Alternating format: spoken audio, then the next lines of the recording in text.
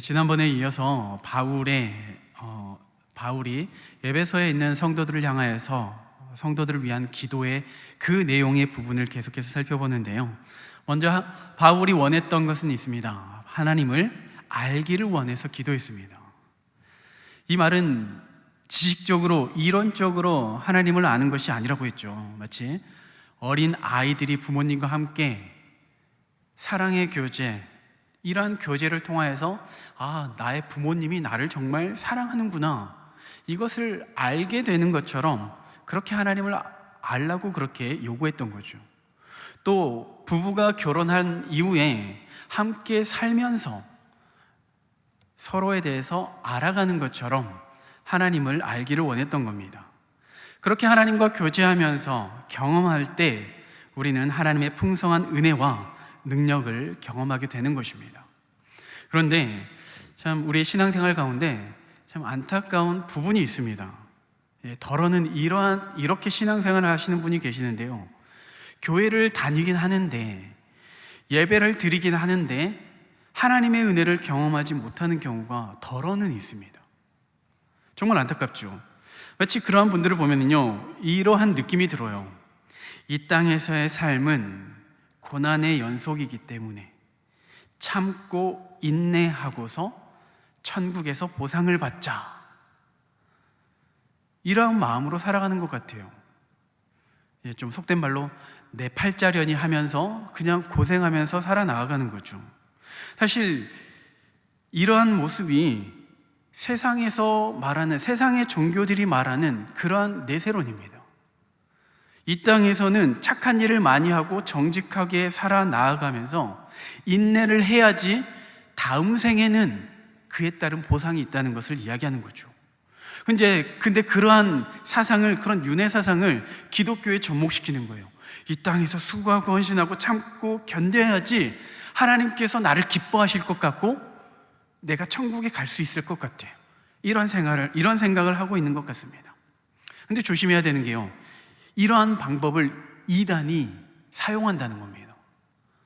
이단들이 이렇게 요구해요. 이 땅에서의 삶은 나그네처럼 살아나가야 하기 때문에 천국에 들어가기 위해서는 집도 팔고 땅도 팔고 다 헌금하세요, 이렇게 속이는 거죠. 심지어는 가족과의 관계도 깨트려 버리잖아요, 천국을 위해서. 마치 성경에 기록되어 있는 나그네처럼 살아나가야 합니다, 이러한 모양을 교묘하게 꼬드기는 거죠. 이용하는 거죠. 물론 우리의 신앙생활 가운데 이 땅에서 나그네처럼 살아나가야 합니다. 그런데 성경에서 말하는 나그네처럼 살아나가야 한다는 의미는요, 우리의 진정한 본향이 이 땅에 있는 것이 아니라 천국에 있다는 것을 말하는 것이고, 그 천국에서 누리는 기쁨과 그 영광은 이 땅에서의 누리는 기쁨과는 비교할 수 없기 때문에 그 천국을 소망하면서 나그네처럼 살아나가야 한다는 것을 말하는 거죠. 그렇다고 해서 이 땅에서 우리가 고생만 해야 되고 무조건 참아야만 하는 것이 아니라는 겁니다. 어쨌든 그리스도인들이 이러한 생각을, 이 땅을 고생하면서 고난 가운데 살아야 한다라고 생각하는 이유가 뭐냐면은 마치 실제적인 내 삶 속에 하나님의 은혜를 경험하지 못하기 때문에 그래요. 마치 정말 계속해서 광야의 연속인 것처럼 느껴지는 거죠. 그리고 생각해 보니까 이스라엘 백성들이 출애굽의 그 과정 속에서 40년 동안 광야 생활을 했잖아요. 그리고 그 광야 생활하고서 광야에서 마침표를 찍거든요. 내 인생이 그렇구나, 나도 광야에서 이렇게 살다가 죽겠구나, 이런 생각을 하는 거죠. 그런데 조금만 더 생각해 보면요, 이스라엘 백성들이 그 광야 생활을 했지만은 그 광야가 고난의 연속은 아니었어요. 광야 속에서도 40년 동안 하나님께서 지켜주시고 보호하셨죠. 그 증거가 입고 있던 옷이 헤어지질 않아요. 신발이 고장나질 않아요. 신상이 필요 없습니다. 끊임없이 하나님께서 도와주시기 때문에요. 먹을 것이 날마다 제공이 돼요. 낮에는 시원한 구름 기둥으로, 밤에는 따뜻한 불 기둥으로 인도해 주십니다. 마치 상황과 환경만, 그 모습만 보면은 광야, 힘들고 어려운 것처럼 보여지지만요, 매 순간 매 순간 하나님께서 지키시고 보호하셨던 곳이 바로 광야라는 거죠. 우리의 환경도 마치 광야처럼 느껴지지만 실상 그곳에서 하나님께서 우리의 걸음을 인도하신다는 겁니다. 광야가 광야처럼 고생만 있는 것이 아니에요. 고난만 있는 것이 아니라는 겁니다. 자, 어쨌든 우리의 믿음의 요정도 이성적으로 생각해 보면은 고난의 연속이죠. 믿지 않는 사람들보다 더 수고해야 되고, 더 헌신해야 되고, 더 사랑해야 돼요. 그들과 비교해 보면은 분명히 고난의 길인 것처럼 여겨집니다. 그러나 하나님께서 그 걸음 가운데 함께하여 주시기 때문에 그곳에서 더 큰 하나님의 은혜를 누릴 수가 있는 겁니다. 고난이 우리의 인생의 전부가 아니라 고난 가운데 하나님의 능력을, 하나님의 은혜를 경험해야만 하는 것이 우리의 인생 가운데 주어진 하나의 미션이라고 말할 수가 있는 거죠. 다윗이 시편 23편에서 이렇게 고백해요. 4절 말씀에 내가 사망의 음침한 골짜기를 다닐지라도 해를 두려워하지 않을 것은. 일단 다윗도 사망의 음침한 골짜기를 다녔죠. 고난의 길로 다녔습니다. 그런데 고난이 고난으로 끝나는 것이 아니라 내가 해를 두려워하지 않을 것은 주께서 나와 함께 하심이라. 그리고 주의 지팡이와 막대기가 나를 안위하시도다. 억울한 상황입니다. 절망할 수밖에 없는 상황이지만 하나님께서 함께 하시기 때문에 능히 이겨낼 수 있다는 것을 우리에게 말해주고 있어요. 혹시 지금도 내 인생은 고난뿐이구나 라고 생각되면요, 내가 하나님의 은혜를 누리고 있지 못하고 있구나 라고 생각하셔야 돼요. 우리는 그 하나님의 은혜를 누릴 자격이 있습니다. 왜냐하면 이미 예수 그리스도 안에 있기 때문에 그래요. 그 풍성한 은혜를 누리실 수 있기를 소망합니다. 그러면은 그 은혜를 누리지 못하는 실제적인 이유가 무엇일까? 왜 우리가 그 은혜를 누리지 못할까? 이런 고민을 할 수 있죠. 저는 이제 운동을 좋아하거든요. 그 중에서도 이제 야구를 좋아합니다. 지금 한참 야구 시즌이기 때문에 TV를 보면서 응원도 하지만은요, 현장에서 보는 것도 좋아합니다. 현장을 가보지는 그 몇 년 동안 가보지는 못했지만은 어쨌든 야구장에 직접 가야지 그곳에서 응원도 하고 또 비 내리는 호남선도 불러가면서 스트레스도 날려버리고요. 또 야구장에서 먹는 치킨요, 그렇게 맛있어요. 야구장에서만 누릴 수 있는 기쁨이 분명히 있습니다. 그런데 그 야구장에서 기쁨을 누리기 위해서는 준비해야 되는 게 있어요. 우리에게 요구되어지는 게 있어요. 일단 야구장에 매일 경기가 있는 게 아니거든요. 홈 경기가 있고 원정 경기가 있기 때문에 그 일정을 알아야 되는 거죠. 그 시기를 알아야 됩니다. 경기가 없는 날에 야구장 가봤자 헛수고죠. 그리고 야구장에 들어가려면 티켓이 필요합니다. 티켓 없이 야구장에 들어가면 쫓겨나요. 이상한 사람 취급당하죠. 그 다음에 티켓을 샀습니다. 티켓을 사고 들어갔는데 아무 데나 앉을 수는 없어요.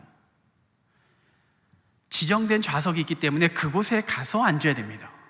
역시나 내가 원한다고, 내가 잘 보인다고 마음대로 자리에 앉다가는 싸움 날 수밖에 없죠.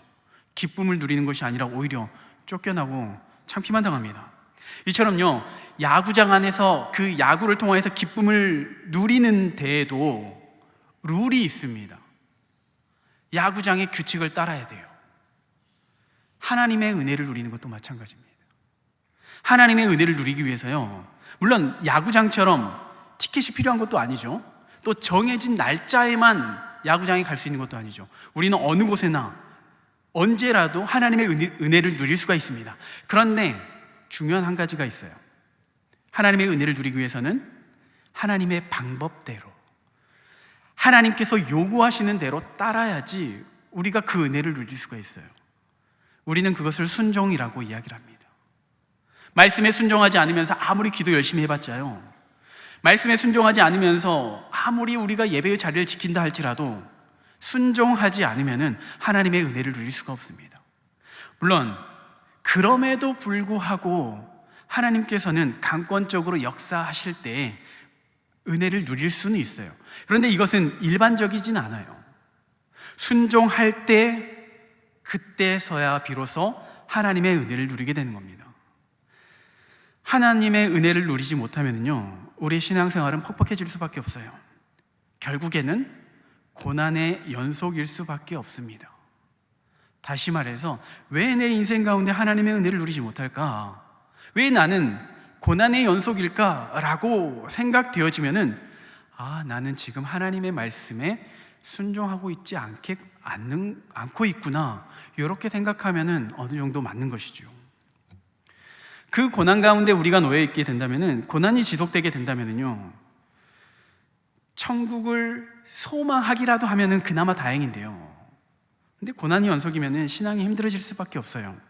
믿음이 흔들릴 수밖에 없어요. 하나님을 의심하게 됩니다. 낙심하고 하나님을 떠나게 되는 경우가 허다한 거죠. 은혜를 누리지 못하기 때문에요. 하나님의 말씀에 순종하지 못하게 되면은 하나님을 떠날 수밖에 없는 그러한 절차를 밟을 수밖에 없는 것입니다. 하나님은요, 우리가 천국을 사모하면서 그 천국에서 영광을 누리기를 굉장히 원하시지만요, 이 땅에서도 하나님의 백성으로서 영광스러운 삶을 살기를 원하십니다. 그래서 오늘 본문에서 바로 이 땅을 살아가는 우리에게 베푸시는 그 하나님의 능력이 무엇인지를 알기를 원하고 있는 겁니다. 자, 먼저 20절 말씀을 함께 보겠습니다. 20절 말씀. 그의 능력이 그리스도 안에서 역사하사 죽은 자들 가운데서 다시 살리시고 하늘에서 자기의 오른편에 앉히사.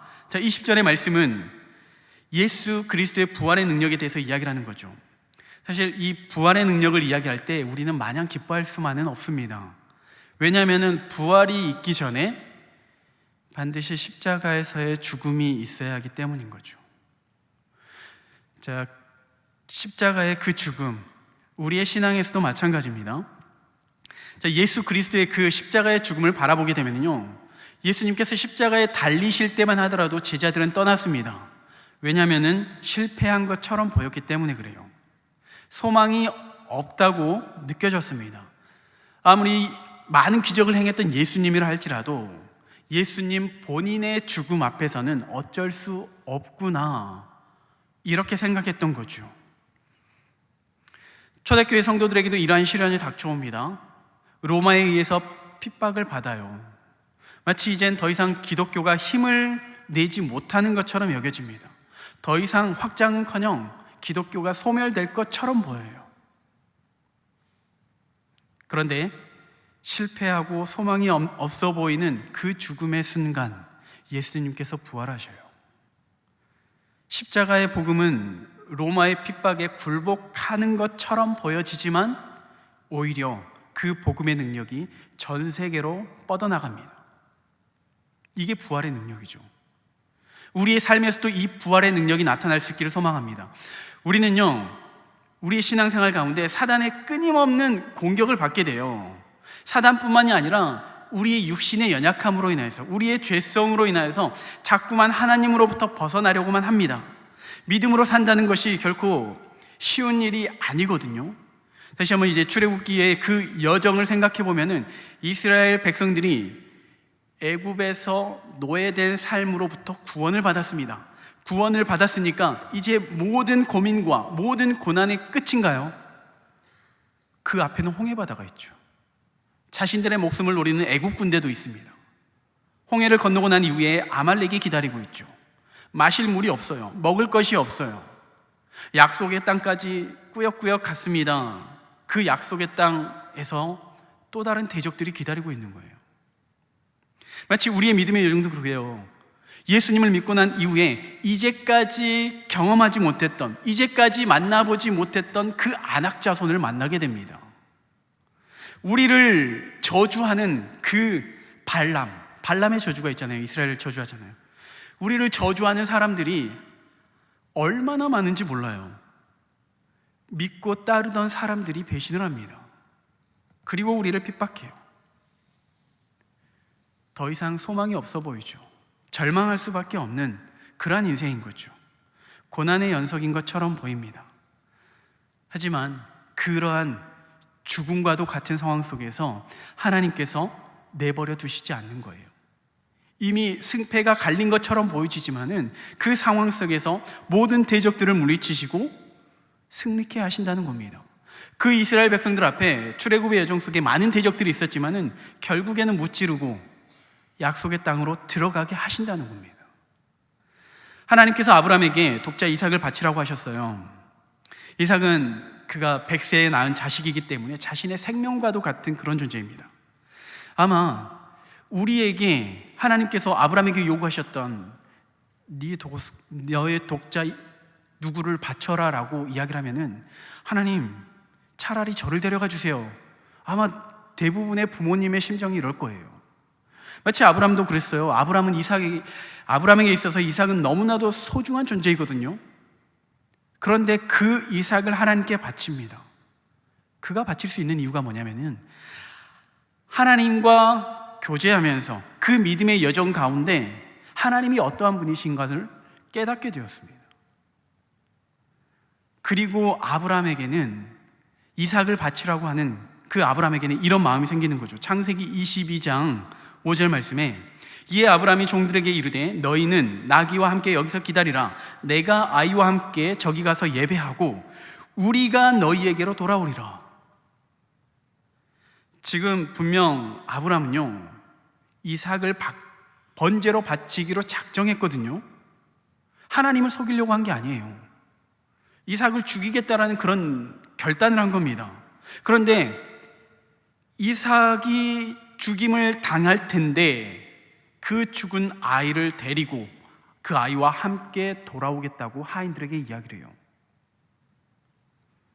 전능하신 하나님의 능력을 믿는 겁니다.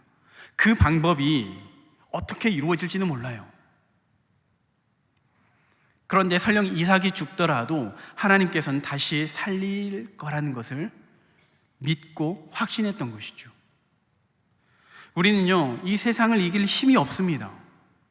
사단을 이길 힘이 없어요. 우리가 예수님을 믿었다고 해서 내 안에 삼손과 같은 그런 지혜와 능력이 생겨나지는 않아요. 그런데 그 죽음까지도 이겨내시는 그 예수님, 그 죽음으로부터 승리하신 예수님께서 우리의 승리자가 되어주신다는 겁니다. 그래서 본문 20절 서두에 그의 능력이 그리스도 안에서 역사하사라고 이렇게 말을 하는 거예요. 바울은 복음을 전파하면서 끊임없이 어려움을 겪었습니다. 그런데 그러한 세상의 위협과 사단의 대적에도 불구하고 그가 포기하지 않고 끝까지 나아갈 수 있었던 것은 그가 예수 그리스도 안에서 부활의 능력을 경험했기 때문이에요. 그리고 그 부활의 능력을 누리고 있기 때문에 그렇습니다. 마치 돌에 맞아 죽을 것 같은 그러한 상황 속에서도 하나님께서는 지켜주시고, 감옥 속에서도 이제는 끝났다라고 생각했는데 그 능력의 하나님께서 바울의 길을 열어주시는 겁니다. 우리의 신앙의 여정 가운데 그러한 어려움이 있습니다. 그러나 그 부활의 능력으로 말미암아 우리는 반드시 승리하게 된다는 것을 바울이 우리에게 이야기를 해주고 있는 겁니다. 그 부활의 능력을 붙잡고 그 능력을 경험할 수 있는 우리 모두가 될 수 있기를 소망합니다.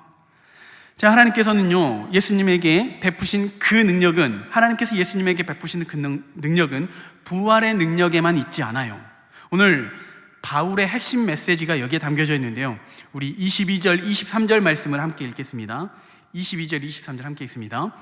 또 만물을 그의 발 아래에 복종하게 하시고 그를 만물 위에 교회의 머리로 삼으셨느니라. 교회는 그의 몸이니 만물 안에서 만물을 충만하게 하시는 이의 충만함이니라. 굉장히 어렵게 되어 있습니다. 예. 자, 모든 만물이 예수 그리스도 아래에서 복종하고 그 만물 위에 교회의 머리로 삼으셨다. 모든 만물이 복종한다 라는 의미는, 자, 하나님께서 아담을 창조하셨을 때 아담으로 하여금 모든 것을 다스리게 하셨어요. 그런데 사단의 유혹으로 인하여서 그 권세를 사단에게 빼앗긴 거죠. 다스리는 권세를 사단에게 빼앗겼습니다. 그러나 예수 그리스도께서 십자가의 죽으심으로 그 왕권이 다시금 회복되었습니다. 만물을 다스리는 권세가 다시금 예수 그리스도께로 오게 된 겁니다. 그의 왕권이 회복된 거죠. 그리고 22절 후반부에 그를 만물 위에 교회의 머리로 삼으셨느니라. 자, 하나님께서 지금 예수 그리스도를 교회의 머리로 삼으셨어요. 그러면 지금 그 교회가 어떤 위치에 있는가를 생각해 봐야 되는데, 자, 앞서 예수님은 모든 만물을 통치하시는 왕의 자리에 앉으셨습니다. 왕의 자리에 앉으셨어요. 그리고 교회는 그 예수님의 몸이거든요. 머리가 왕의 자리에 앉았으면 몸은 어디에 앉아야 될까요? 어려운 문제죠. 머리가 왕의 자리에 앉았다면 몸도 함께 그 자리에 앉는 거죠. 함께 하는 거죠. 다시 말해서 교회도 왕 되신 예수 그리스도와 함께 영광과 존귀 자리인 그 왕권의 자리에 앉는 것이 당연한 겁니다. 이 의미를 아셔야 되는데요, 단순히 교회는 십자가를 붙여 놓으면 그 건물이 교회라 이렇게 말하지 않아요. 교회는요, 예수 그리스도를 머리로 하고 그를 믿는 성도들의 유기적인 연합체입니다. 머리와 몸으로 되어져 있는 연합체예요. 마땅히 하나님의 뜻이 성취되는데 예수 그리스도를 통해서 성취되어야 하죠. 예수 그리스도를 머리로 둔 교회를 통해서 하나님의 뜻이 성취되어야 하는 것입니다. 예수님을 통해서 하나님의 뜻이 이루어지잖아요. 그런데 그의 몸인 교회를 통해서 이루어지는 게 너무나도 당연하죠. 그러면 그의 영광이 교회에 있는 것 또한 너무나도 당연한 것입니다. 이 일을 위해서 교회의 머리가 되신 예수님께서 일을 하신다는 겁니다. 그리고 성취하게 하신다는 겁니다. 자, 교회와 예수 그리스도와의 관계를 우리는 떼어놓고 생각할 수가 없습니다. 이 점을 성경에서는 하나님과 믿는 백성들의 관계를 대해서 어떻게 설명하냐면은 신랑과 신부의 관계로 표현해요. 신랑과 신부가 한 몸을 이루는 관계이죠. 같은 생각을 하고 같은 꿈을 꾸고 함께 나아가는 그런 공동체입니다. 서로의 연약한 부분을 감싸주면서 도와주는 그러한 관계가 부부의 관계예요. 많은 분이 공감할 수 없는 그런 상황에 놓여 있는 것 같긴 하지만은 어쨌든 적어도 우리가 결혼할 때는 그 시점에는 그렇습니다. 자, 신부가 없는 신랑, 더 이상 신랑이 아니죠. 마찬가지로 신랑이 없는 신부 역시 신부라 말할 수가 없습니다. 하나님께서요, 믿는 백성을 자신의 신부로 여기셨다라는 그러한 말은 하나님의 백성들과 떨어져서는 아무것도 할 수 없다, 아무것도 생각할 수가 없다라는 그런 관계를 우리에게 말해주고 있는 거예요. 교회를 빼놓고서는 하나님의 영광과 하나님의 능력을 말할 그럴 이유가 없다고 이야기를 하는 겁니다. 실제로 하나님께서는요, 교회가 없어도 하나님은 하나님이세요. 성도가 없다고 해서 하나님이 불완전해 주시는 분이 아니에요. 하나님은 그조차로 완전하신 분이에요. 부족함이 없으신 분이에요. 그럼에도 불구하고 마치 신부가 없으면 안 되는 신랑처럼 그렇게 교회를 귀하게 여기신다는 겁니다. 교회가 바로 그러한 존재예요. 그러한 교회를 통해서 하나님의 뜻이 이루어지는 거죠.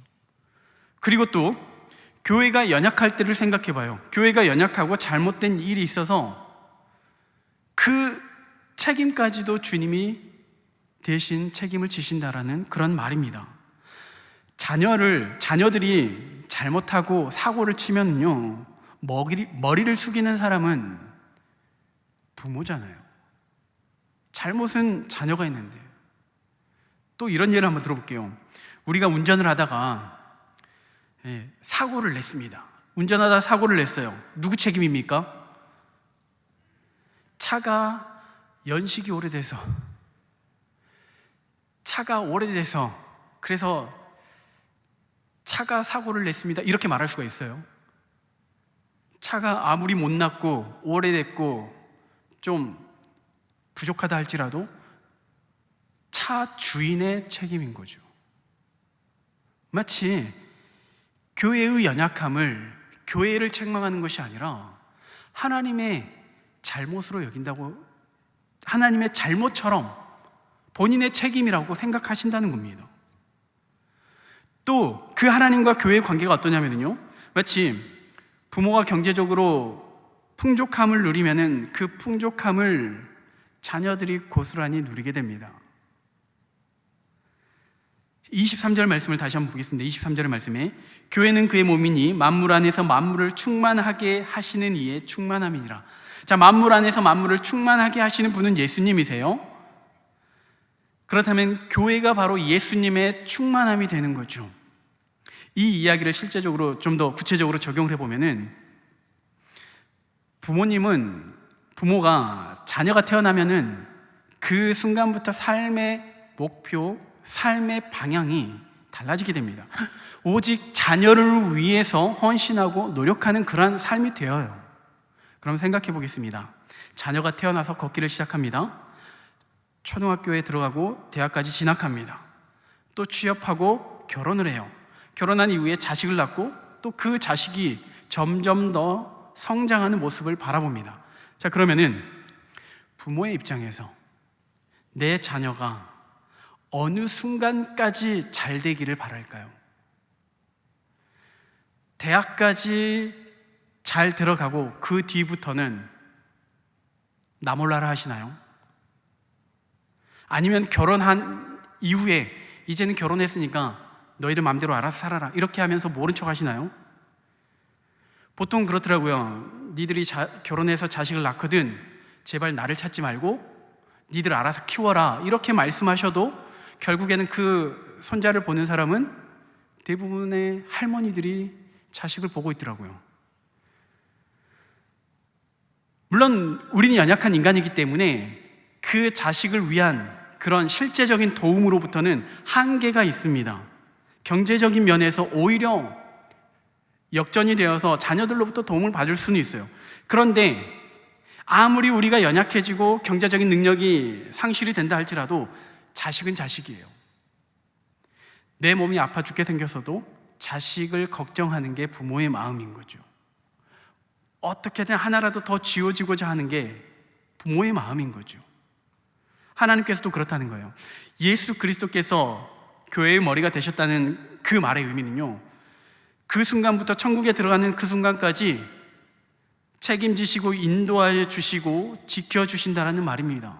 그리고 그의 능력으로 부모가 자식을 챙기는 것처럼 우리의 삶 속에서 충만하게 하신다는 겁니다. 왜냐하면 예수 그리스도께서 우리의 머리가 되시기 때문에 그래요. 집안으로 이야기해보면 가장이 되신다는 말이죠. 자식들이 말을 듣지 않아도 그 자녀를 위해서 모든 희생을 감수하는 부모처럼 우리의 연약함에도 불구하고 우리의 부족함, 우리의 나약함에도 불구하고 예수님은 우리를 끝까지 붙드시고 우리를 그 풍성한 은혜로 충만하게 하심으로 우리를 이끄신다는 겁니다. 앞서 아브라함이 이삭을 바칠 때 그 모습을 이야기를 했었는데요, 당장 이삭을 바칠 때 아브라함의 심정은 어떠했을까요? 물론 그가 하나님을 경험했기 때문에 나름대로 믿음을 가지고 취한 행동이라 말할 수가 있죠. 그런데 어쩌면 그런 생각이 들지 않았을까 싶어요. 하나님께서 이렇게 이삭을 바치라고 했는데 아내한테는 뭐라고 말할까? 뭐라고 말하겠어요? 아내한테 말하면은 뒤집어지겠죠. 그래서 아침 일찍 이삭을 데리고 몰래 나오지 않았을까?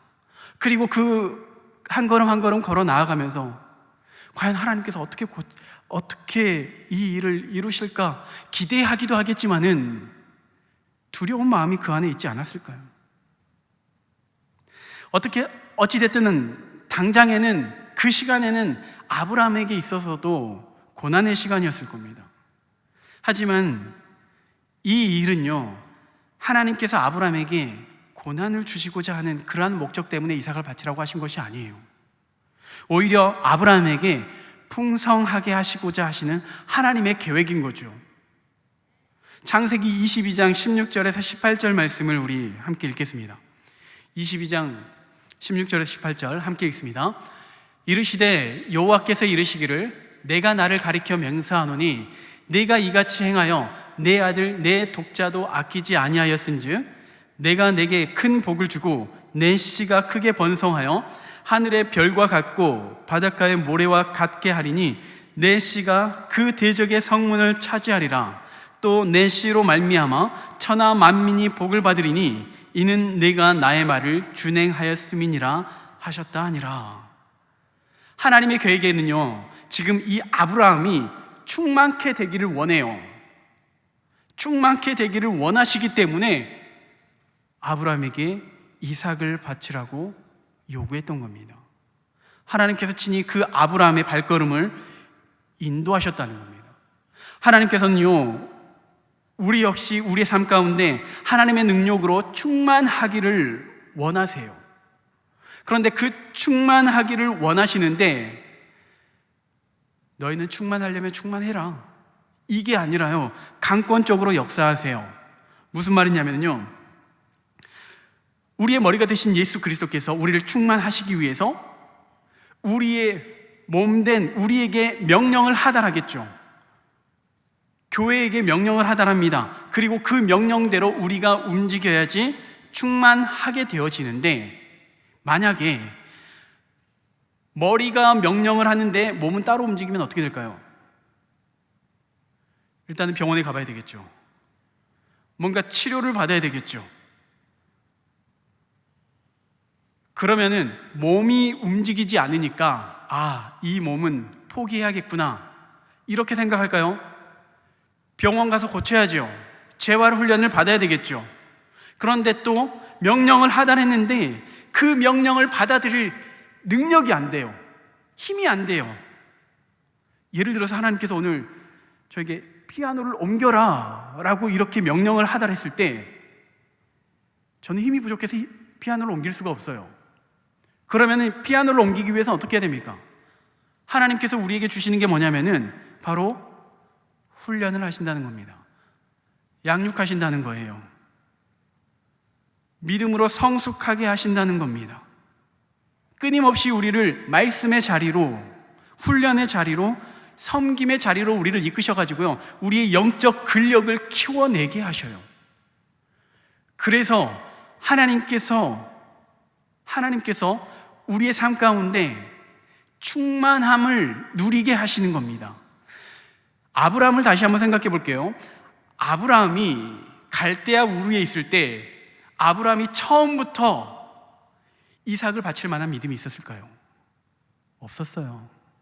우리는 아브라함이 믿음이 좋아서 그 갈대아 우르에서 순종함으로 나아갔구나 이렇게 생각하지만은요, 아브라함 역시 우상을 섬기는 사람이잖아요. 그런데 우상을 섬기는 그 사람의 꿈속에 혹은 환상 중에 하나님께서 말씀하셨어요. 그 하나님이 어떠한 분이신지 모르지만은 이곳을 떠나라고 말씀하셔요.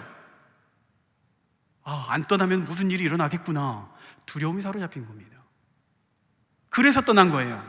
하나님께서 강권적으로 아브라함을 그 고향 갈대아 우르에서 떠나게 하신 겁니다. 하나님께서 그렇게 아브라함을 인도하시고 강권적으로 역사하셔가지고 애국 가운데에서도 바로 앞에서 하나님의 능력을 경험하게 하시고 마침내 하나님의 능력을 경험함으로써 이삭을 바칠 만한 믿음을 하나님께서 키워내신 겁니다. 하나님께서 오늘 우리를 인도하심에 그렇게 인도하세요. 하나님께서 우리에게 그러한 믿음을 요구하세요. 강권적으로 그렇게 역사하신다는 겁니다. 주일 예배를 드리는데 그 예배 가운데 하나님의 은혜를 누리죠. 나는 이 은혜로 좋게 라고 생각되어지는 사람은 없을 겁니다.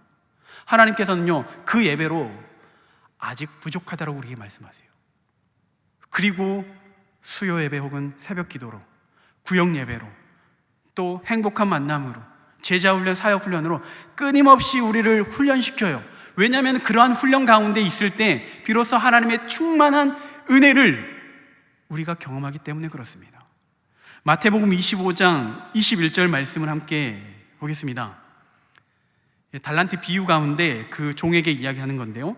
그 주인이 이르되 잘하였도다 착하고 충성된 종아, 내가 적은 일에 충성하였음에 내가 많은 것을 내게 맡기리니 내 주인의 즐거움에 참여할지어다. 자, 이 말씀해 보니까 적은 일에 충성하였으니까 더 많은 일을 내게 맡긴다라고 하니까 부담이 되잖아요. 그래서 적은 일조차 우리가 멀리 할 때가 있는데, 사실은 포인트는 이 많은 일이 아니라요, 하반절에 내 주인의 즐거움에 참여할지어다. 그 즐거움은요, 세상이 주는 즐거움이 아니에요. 우리가 인위적으로 취할 수 있는 그러한 기쁨이 아닙니다.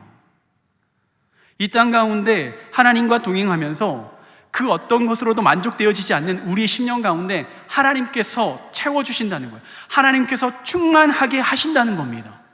그게 바로 교회의 머리가 되시는 예수 그리스도의 능력이 되신다는 겁니다. 이러한 은혜 안에 있기를 소망합니다. 이러한 풍성한 은혜 안에서 하나님의 충만한 은혜 안에 거하고, 그 충만함이 우리를 통하여서 우리 이웃들에게, 우리 자녀들에게 흘러나아갈 수 있는 그러한 은혜가 있기를 간절히 소망합니다.